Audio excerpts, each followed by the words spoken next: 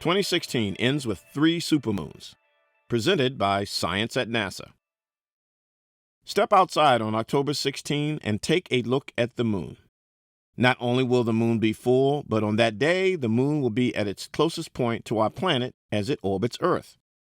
This makes the October full moon a supermoon. The term supermoon has entered popular consciousness in recent years.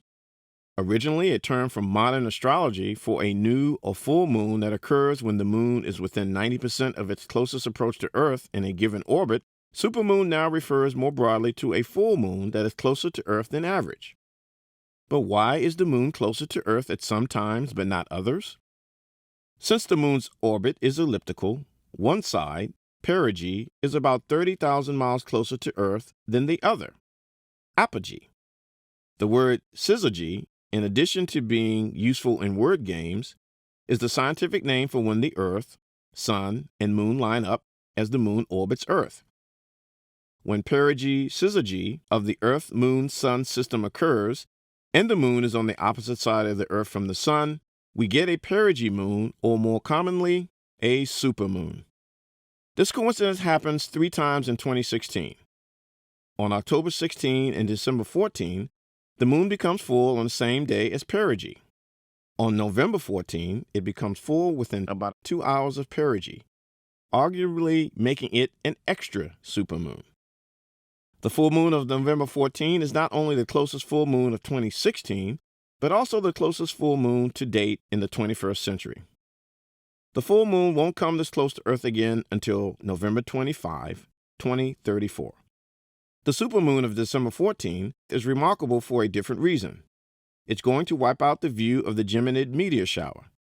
Bright moonlight will reduce the visibility of faint meteors 5 to 10-fold, transforming the usually fantastic Geminids into an astronomical footnote.